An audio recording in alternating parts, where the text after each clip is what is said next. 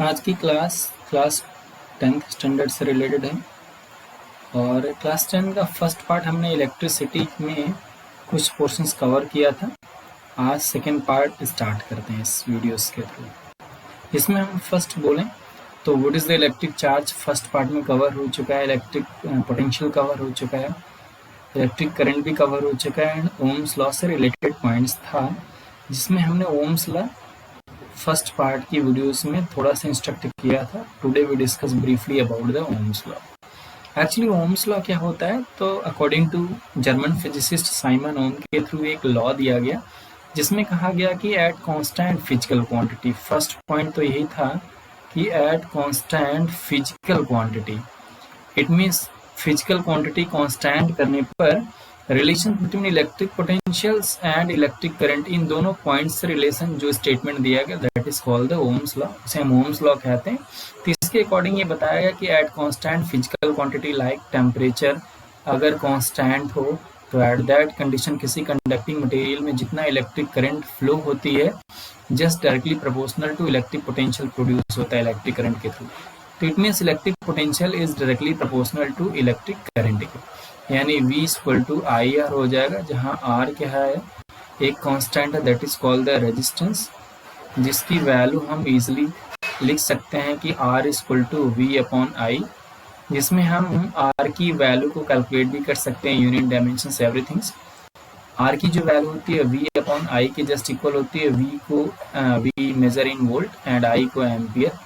तो here we can write volt per ampere and Simon Ohm scientist के नाम की वजह से इसे हम ओम भी कहते हैं और ओम का जो सिंबल होता है कुछ इस तरह से सिंबॉलिक रिप्रेजेंट किया जाता है। R की जो डायमेंशन होती है वो हम इजीली लिख सकते हैं कि V की डायमेंशन अपॉन I की डायमेंशन।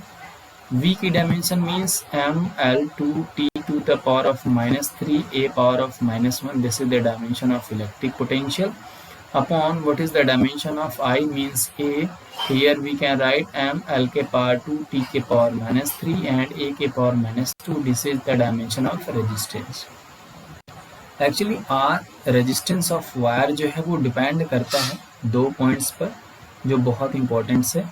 पहला पॉइंट है कि ये टेम्परेचर पर डिपेंड करता है कि टेम्परेचर अगर इंक्रीज होगा तो तीन पॉइंट्स इंपॉर्टेंट पॉइंट्स आता है कि टेम्परेचर इंक्रीज करने पर क्या मेटल सब्सटेंसेस जो होते हैं उनका रेजिस्टेंस बढ़ता है कि घटता है, या फिर जो नॉन मेटल्स होते हैं उनका टेम्परेचर बढ़ने पर रेजिस्टेंस या रेजिस्टिविटी बढ़ती है कि घटती है। थर्ड पॉइंट आता है सेमीकंडक्टर के लिए भी क्या टेम्परेचर इंक्रीज करने पर रेजिस्टेंस बढ़ता है कि घटता है। तो इन सब पॉइंट्स से रिलेटेड हमें पॉइंट्स फाइंड करना था कि क्या क्या रिलेटेड पॉइंट्स है। तो हम सेकंड पोर्शंस पर चलते हैं इसी से रिलेटेड कि जो इलेक्ट्रिक रेजिस्टेंस है वो डिपेंड करता है, पहला चीज़ ये तीनों मटेरियल्स के लिए अलग अलग डिपेंड करता है। मीन्स अगर कोई मेटल सब्सटेंस होगा तो मेटल सब्सटेंस के लिए अगर हम टेम्परेचर इंक्रीज करते हैं तो रेजिस्टेंस टेम्परेचर बढ़ाने पर रेजिस्टेंस घटता नहीं है बल्कि टेम्परेचर जो रहता है वो भी इंक्रीज होता है। मीन्स किसी मेटल सब्सटेंसेस के लिए देखते हैं, मेटल सब्सटेंसेस के लिए ये होता है कि numbers of free electrons maximum amounts में होते हैं जिससे कंडक्टिविटी मैक्सिमम होती है अदर नॉन मेटल्स या अदर के कंपेयर में। तो मेटल्स में ये रहता है कि जो जिसको बोलते हैं रिलैक्सेशन टाइम, रिलैक्सेशन टाइम का मीन्स ये होता है कि जब इलेक्ट्रिक करंट फ्लो होती है तो जो फ्री इलेक्ट्रॉन्स होते हैं किसी दूसरे फ्री इलेक्ट्रॉन्स के मिड जो कोलिजन होता है, जो आपस में टक्कर होती है, उसी टक्कर के मिड जो टाइम होता है that is called the relaxation time. तो जैसे जैसे हम टेम्परेचर बढ़ाते जाते हैं इसका रिलैक्सेशन टाइम जो होता है वो घटता जाता है, यानी कोलिजन जो टाइम है, कोलाइड्स करने का जो टाइम पीरियड है वो घटता जाता है। जब कोलाइड्स करने का टाइम पीरियड घटता जाता है तो रेजिस्टेंस जो होगा या रेजिस्टिविटी जो होगी टेम्परेचर बढ़ाने पर हम कहेंगे कि रेजिस्टिविटी भी बढ़ती है, रेजिस्टेंस भी बढ़ता है। दूसरा पॉइंट नॉन मेटल के लिए तो टेम्परेचर बहुत ज़्यादा मायने नहीं रखता है क्योंकि उसमें फ्री इलेक्ट्रॉन्स का फ्लो या उस पर कोई ज़्यादा इफेक्ट नहीं पड़ता। रह गई बात सेमीकंडक्टर के लिए, तो सेमीकंडक्टर के लिए जैसे जैसे टेम्परेचर बढ़ाया जाता है उसमें दो पोर्शंस होते हैं, एक को हम कहते हैं होल्स होता है और फ्री इलेक्ट्रॉन्स, ये दो पॉइंट्स होते हैं holes and free electrons. In holes and free electrons में हम टेम्परेचर इंक्रीज करने पर ये देखते हैं कि दोनों अदर डायरेक्शन अपोजिट डायरेक्शन में ज़्यादा फ्लो करने लगते हैं, जिससे कंडक्टिविटी बढ़ जाती है और रजिस्टिविटी घट जाती है। इट मीन्स टेम्परेचर इंक्रीज करने पर रजिस्टिविटी जो होती है घटती है, जबकि कंडक्टिविटी जो होती है वो बढ़ती है। रजिस्टिविटी और कंडक्टिविटी एक दूसरे के जस्ट अपोजिट होते हैं, एक दूसरे के इन्वर्स होते हैं। जिनमें हम एक पॉइंट्स और शेयर करें तो जो इलेक्ट्रिक रेजिस्टेंस है वो नेचर पर भी डिपेंड करता है। नेचर मीन्स अगर कोई वायर की लेंथ ज़्यादा है तो हम कहते हैं कि रेजिस्टेंस भी उसका ज़्यादा ही होगा, या अगर कोई वायर का एरिया जो है ज़्यादा है तो रेजिस्टेंस की वैल्यू कम होगी, यानी उल्टा होता है। इट मीन्स अगर एरिया ज़्यादा होगा तो रेजिस्टेंस की वैल्यू कम होगी, और एरिया अगर कम होगा तो रेजिस्टेंस की वैल्यू ज़्यादा होगी। इट मीन्स कोई वायर है, जितना मोटा वायर होगा इट मीन्स उसका एरिया ज़्यादा होगा तो रेजिस्टेंस की वैल्यू हमेशा कम होगी। तो इसके थ्रू ये दोनों रिलेशंस को एक साथ अगर हम कंबाइन करते हैं तो L/A हो जाएगा। ये डायरेक्टली प्रोपोर्शनल हटेगा तो एक कांस्टेंट हो जाता है, जिसको हम सुपर रेजिस्टेंस बोलते हैं या स्पेसिफिक रेजिस्टेंस बोलते हैं, या फिर इसी को हम रेजिस्टिविटी भी बोलते हैं, रेजिस्टिविटी बोलते हैं। ये रेजिस्टिविटी की जो वैल्यू होती है रो इक्वल टू RA/L के जस्ट इक्वल होती है। इट मीन्स अगर हम कहें कि जो रेजिस्टिविटी होगी वो किसी मटेरियल्स के रेजिस्टेंस अगर ज़्यादा होगा तो सिंपल सी बात है उसकी रेजिस्टिविटी भी ज़्यादा होगी। दूसरा पॉइंट्स अगर हम रेजिस्टिविटी की यूनिट डायमेंशन ये सब फाइंड करें तो बहुत ईजी है। RA/L मीन्स अगर इसकी यूनिट देखें तो R की यूनिट जो होगी वो ओम होगी, एरिया की मीटर स्क्वायर अपॉन लेंथ की मीटर, तो मीटर से मीटर कैंसिल हो जाएगा, जो रेजिस्टिविटी की यूनिट होगी वो ओम मीटर हो जाएगी। इसी के बेसिस पर हम लोग इसकी डायमेंशन भी इजीली फाइंड कर लेंगे कि इसकी डायमेंशन क्या होगी। तो ये डायमेंशन से पॉइंट्स रिलेटेड अभी हम कह दें कि 10th स्टैंडर्ड में नहीं है, इसलिए इसको हम ड्रॉप करते हैं। हमने रेजिस्टेंस की डायमेंशन से शेयर किया था कि इसकी डायमेंशन क्या होगी, means mass, length, time, electric current, इन सब में क्या रिलेशन होता है उनके पावर का, तो उसको हम डायमेंशन कहते हैं। बट यहाँ पर डायमेंशन बहुत ज़्यादा मायने नहीं रखता है। तो रजिस्टिविटी को लेकर के कुछ मेटल सब्सटेंसेस होते हैं जिनकी रजिस्टिविटी आपको एनसीईआरटी की बुक में देखेंगे, एक छोटा सा टेबल दिया हुआ, उसी टेबल पर सभी मेटल, नॉन मेटल और कंडक्टर या इंसुलेटर, सेमीकंडक्टर, इन सबके रजिस्टिविटी की वैल्यू, कंडक्टिविटी की वैल्यू ये दी गई है। तो रजिस्टिविटी और कंडक्टिविटी, हमने रजिस्टिविटी तो अभी जस्ट देखा कि रजिस्टिविटी क्या होती है। सेकेंड पॉइंट्स अगर हम कहें कि कंडक्टिविटी क्या होती है, तो conductivity just equal to the, हम सीधे सीधे बोल सकते हैं कि रजिस्टिविटी का इन्वर्स को हम कंडक्टिविटी बोलते हैं, या हम कहते हैं the ability of conduction of free electrons, या द एबिलिटी या intensity of conduction of electric current, that is called the conductivity. हम बोलते हैं कंडक्टिविटी की जो वैल्यू होती है वो रजिस्टिविटी के, या कह सकते हैं कि स्पेसिफिक रेजिस्टेंस के इन्वर्स के जस्ट इक्वल होती है। दूसरा पॉइंट्स ये है कि इसी पॉइंट्स को लेकर के हम ये भी कहते हैं कि कंडक्टिविटी रजिस्टिविटी में जो रिलेशन होता है वो इन्वर्स का होता है, यानी किसी मेटल की अगर रजिस्टिविटी ज़्यादा होगी तो सिंपल सी बात है उसकी कंडक्टिविटी कम होगी, और रजिस्टिविटी अगर कम होगी तो कंडक्टिविटी उसकी ज़्यादा होगी। दूसरा पॉइंट चलते हैं, ये रहा कंडक्टिविटी, रजिस्टिविटी और रेजिस्टेंस, ये तीन चीज़ें इसमें क्लियर हो। जिसमें रजिस्टिविटी में अगर हम बात करें तो जो कॉपर की रजिस्टिविटी है, सिल्वर की रजिस्टिविटी है, या फिर एल्युमिनियम की रजिस्टिविटी, इन सब की रजिस्टिविटी जो होती है वो अलग अलग होती है। जिससे अगर हम सिल्वर की रजिस्टिविटी की अगर हम बात करें तो सिल्वर की कंडक्टिविटी जो होती है वो सबसे ज़्यादा होती है, इसी वजह से इसकी रजिस्टिविटी जो होती है वो कम होती है, यानी 1.6 × 10⁻⁻8 ओम मीटर इसकी रजिस्टिविटी होती है, यानी रजिस्टिविटी की वैल्यू जो होती है वो बहुत बहुत कम होती है।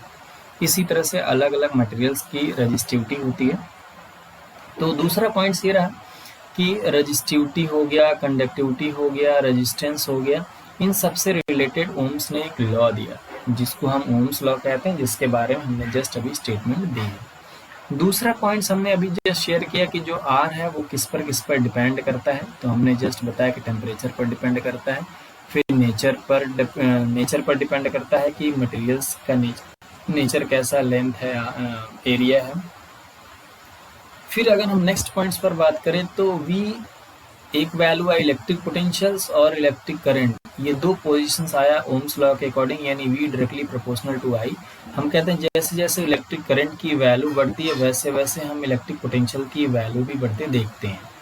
इट मीन्स ओम्स लॉ एक प्रैक्टिकल का डिवाइस भी होता है जिसके थ्रू ओम्स लॉ हम प्रैक्टिकल करेंगे। इसके अकॉर्डिंग जो रीडिंग में वैल्यू आती है V और I के अकॉर्डिंग, तो हम ये देखते हैं कि इलेक्ट्रिक करंट की वैल्यू जैसे जैसे बैटरी या सेल के थ्रू बढ़ती जाती है वैसे वैसे इलेक्ट्रिक पोटेंशियल्स के अकॉर्डिंग जो निडल का इंडिकेशन होता है वो भी बढ़ता जाता है।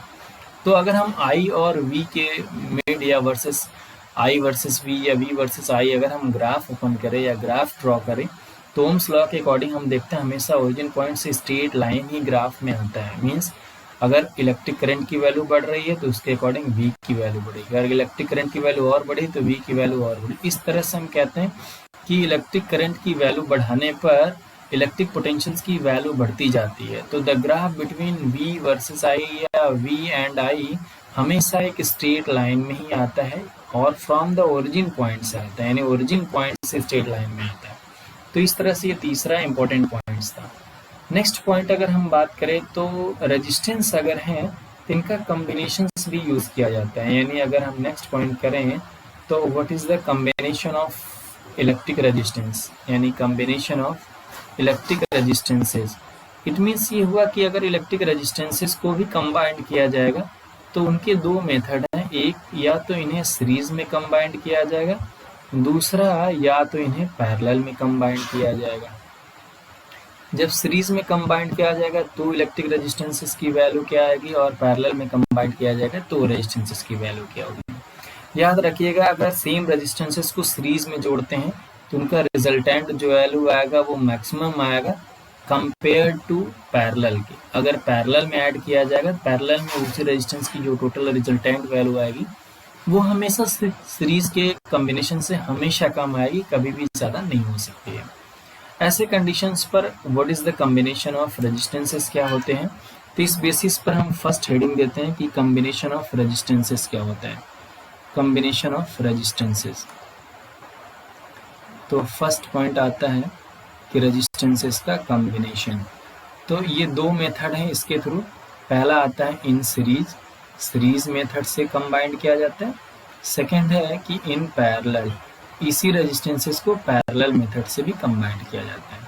तो सीरीज मेथड में क्या है, तो रेजिस्टेंस का एक्चुअली सिंबल ये होता है जिसमें हम कहते हैं कि अगर इसी तरह से और भी रेजिस्टेंसेस के ये फर्स्ट स्टेप है या फिर फर्स्ट एज है या सेकेंड एज है। सेकेंड जब भी रेजिस्टेंस ऐड होगा तो सीरीज में हम कह देंगे इसका फर्स्ट एज दूसरे वाले के सेकेंड एज से, फिर उसके बाद इसका नेक्स्ट रेजिस्टेंसेस। इस तरह से अगर हम कंबाइन करते हैं तो ये टोटल रेजिस्टेंसेस का जो कॉम्बिनेशन होता है वो इन सीरीज में काउंट किया जाता है। इन सीरीज में काउंट किया जाए, किसी सेल से ऐड कर दिया जाए, की से ऐड कर दिया जाए, तो वायर में रेजिस्टेंस तो होता ही है। जब ढेर सारे रेजिस्टेंस को सीरीज में ऐड करते हैं तो इलेक्ट्रिक करंट की वैल्यूज का जो फ्लो होता है, यानी हम कहते हैं कि इलेक्ट्रिक करंट आई फ्लो कर रही है। जब आई फ्लो कर रही है अलग अलग रेजिस्टेंसेस की वैल्यू, अगर हमने कहा this is the first R1, this is the first R2, next is the R3, तो इलेक्ट्रिक करंट अगर अलग अलग रेजिस्टेंसेस में इन सेम टर्मिनल्स में मूव करती है तो इनका इलेक्ट्रिक पोटेंशियल भी डिफरेंट डिफरेंट होगा। तो फॉर फर्स्ट रेजिस्टेंस के लिए V1 होगा, सेकंड के लिए V2 होगा, थर्ड के लिए V3 होगा। तो ओम्स लॉ के अकॉर्डिंग हमने अभी जस्ट यही पढ़ा कि V इक्वल टू क्या होता है, IR होता है। तो फर्स्ट रेजिस्टेंसेस के लिए इलेक्ट्रिक पोटेंशियल्स की वैल्यू क्या होगी, तो हम कहेंगे कि सीरीज में इलेक्ट्रिक रेजिस्टेंसेस को फाइंड इसलिए भी किया जाता है ताकि हम मैक्सिमम इलेक्ट्रिक पोटेंशियल्स को भी हम कैलकुलेट कर सके या फिर फाइंड कर सके, या इलेक्ट्रिक रेजिस्टेंसेस का सीरीज में कॉम्बिनेशन की हेल्प से इलेक्ट्रिक पोटेंशियल भी हम फाइंड कर सकते हैं कि मैक्सिमम इलेक्ट्रिक पोटेंशियल कितना होगा। तो V इक्वल टू टोटल हो जाएगा फर्स्ट का, सेकंड का, थर्ड का, इन तीनों का कंबाइंड कर देंगे। वैल्यू अगर हम पुट करें तो ये हो जाएगा IR1, IR2 एंड IR3, और V equal to IR left side में हम लिख के देंगे। तो I की वैल्यू जो होगी वो इधर हम कॉमन कर दें तो हो जाएगा R1 plus R2 plus R3, then I2 I cancel हो जाएगा। R की जो वैल्यू आएगी वो R1 plus R2 plus R3, ये इन सीरीज में रेजिस्टेंसेस के कॉम्बिनेशन की वैल्यू होगी। इट मीन्स अगर हम देखेंगे कि सीरीज में कंबाइंड किया जाएगा कि व्हाट इज द रिजल्टेंट या equivalent resistance is just equal to the individual sum of resistances of each register, यानी अलग अलग रजिस्टर के रेजिस्टेंसेस को अगर हम सबका सम कर दें तो वही इक्विवेलेंट रेजिस्टेंस की वैल्यू आती है या फिर टोटल रेजिस्टेंस की वैल्यू आती है। इन सीरीज की बात हो गई। सेकेंड पोर्शंस में अगर हम बात करें कि इन पैरेलल की, तो पैरेलल में रेजिस्टेंसेस को क्या होता है, तो हम कहते हैं कि जितने भी रेजिस्टेंसेस रहेंगे सभी के रेजिस्टेंसेस के एज, फर्स्ट एज को किसी एक पॉइंट से, फिर सेकेंड एज के किसी दूसरे पॉइंट से, इस तरह से जितने भी रेजिस्टेंसेस रहेंगे सभी के फर्स्ट एज को किसी एक पॉइंट से और सेकेंड एज को किसी दूसरे पॉइंट से, इस तरह से हम ऐड कर देते हैं। ये हमने कहा this is the first R1, this is the R2, this is the R3, this is the R4, इसी तरह से जितने भी रेजिस्टेंसेस होंगे।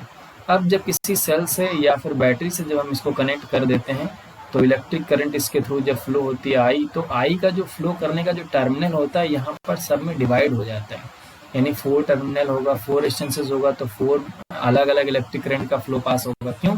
क्योंकि एंटर करने वाली लाइट की तो वैल्यू सेम है, बट 4 डायरेक्शन 5 डायरेक्शन जितने भी सोर्सेज रहेंगे सब में इलेक्ट्रिक करंट की वैल्यू डिवाइड हो जाती है, जिसके अकॉर्डिंग हम कहेंगे फर्स्ट रेजिस्टेंसेस में इलेक्ट्रिक करंट की जो वैल्यू होगी I1 होगी, सेकंड में I2 होगी, I3 होगी, I4 होगी एट कांस्टेंट इलेक्ट्रिक पोटेंशियल्स पर। इलेक्ट्रिक पोटेंशियल्स की वैल्यू कांस्टेंट होगी।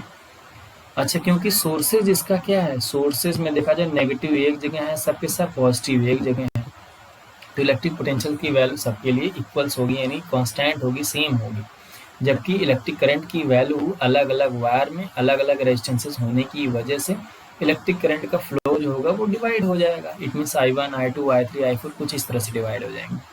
तो हम जब इलेक्ट्रिक रेजिस्टेंसेस को पैरेलल में ऐड किया जाता है तो what is the maximum electric current भी हम फाइंड कर सकते हैं और रेजिस्टेंसेस की वैल्यू तो हम फाइंड ही करेंगे। तो यानी टोटल इलेक्ट्रिक करंट की जो वैल्यू आएगी अलग अलग इलेक्ट्रिक वायर में इलेक्ट्रिक करंट के सम के जस्ट इक्वल आएगी। इट मीन्स हम सबको सम कर देंगे तो I की वैल्यू जो हो जाएगी वो I1 plus I2 plus I3 कुछ इस तरह से। तो I की वैल्यू ओम्स लॉ के अकॉर्डिंग V अपॉन R हो जाएगी, ये V अपॉन R1 हो जाएगी, V अपॉन R2 हो जाएगी, V अपॉन R3 हो जाएगी। तो V upon R left right side तो वैसे रहेगा, V कॉमन कर लेंगे तो 1 upon R1 plus 1 upon R2 plus 1 upon R3, इस तरह से V कैंसिल हो जाएगा। 1 अपॉन R पैरेलल में वैल्यू आ जाएगी इक्विवेलेंट या रेजिस्टेंस की वैल्यू जो आएगी 1 upon R1 plus 1 upon R2 plus 1 upon R3, जितने भी रेजिस्टेंस रहेंगे सभी के इनवर्स के सम के जस्ट इक्वल वैल्यू आती है। इस तरह से हम दो टाइप का कॉम्बिनेशंस पढ़ते हैं, इन सीरीज और इन पैरेलल। इन सीरीज में R की जो वैल्यू आती है वो R1 plus R2 plus R3 आती है, जबकि अगर हम कहें कि पैरेलल में तो 1 upon R equal to 1 upon R1 plus 1 upon R2 plus 1 upon R3 आती है। इस बेसिस पर हम रेजिस्टेंसेस का कॉम्बिनेशंस हम सीरीज में और पैरेलल में फाइंड करते हैं। नेक्स्ट इसी से रिलेटेड कुछ एग्जांपल शेयर करते हैं जो कॉम्बिनेशन ऑफ रेजिस्टेंसेस से रिलेटेड पॉइंट्स हैं। जैसे कि ये 3 रेजिस्टेंसेस हैं जो सीरीज में ऐड किए गए हैं। 3 रेजिस्टेंसेस की वैल्यू जो दी गई है वो 2 ओम है, 3 ओम है एंड 4 ओम है।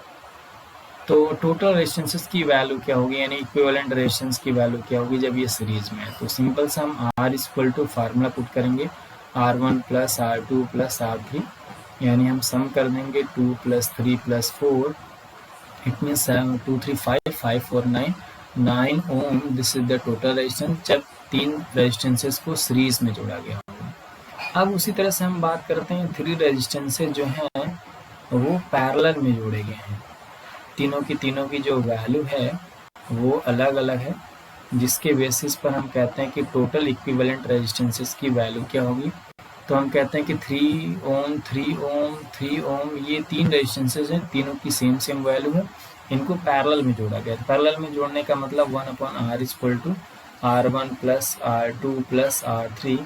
इस तरह से अगर हम कंबाइंड करेंगे इसको तो 1 upon R equal to 1 upon 3 plus 1 upon 3 plus 1 upon 3, यानी एलसीएम सेम होगा तो 1 plus 1 equal to 3 upon 3, it means 1, यानी R की वैल्यू देखेंगे तो 1 ओम टोटल इक्विवेलेंट रेजिस्टेंस की वैल्यू आ गई। इट मीन्स 3 ओम के रेजिस्टेंसेस को अगर हम सीरीज में जोड़ते हैं तो टोटल जो रेजिस्टेंस की वैल्यू आती है वो 1 ही ओम आती है, यानी कम आती है। इस तरह से इसी शेप में जो भी रेजिस्टेंसेस का कॉम्बिनेशन होगा, चाहे सीरीज में होगा चाहे पैरेलल में होगा, इस तरह से हम कैलकुलेट करते हैं। जैसे एक रेजिस्टेंसेस की वैल्यू कुछ इस तरह से जोड़ी गई है जिसमें सीरीज और पैरेलल दोनों कंबाइंड मेथड में दिए गए हैं, तो इसके अकॉर्डिंग इक्विवेलेंट रेजिस्टेंस की वैल्यू क्या होगी। जैसे ये this is the 4 ohm, this is the 6 ohm and 6 ohm दोनों। And find the equivalent resistance between A and B के में टोटल इक्विवेलेंट की वैल्यू क्या होगी आपको फाइंड करना है। तो सबसे पहले हम ये देखते हैं कि दोनों रेजिस्टेंसेज जो है वो पैरेलल में। तो पैरेलल का मतलब 1/r इक्वल टू 1/6 प्लस 1/6 यानी 2/6 यानी 1/3 यानी आर की जो वैल्यू आएगी वो 3 ओम आ गई।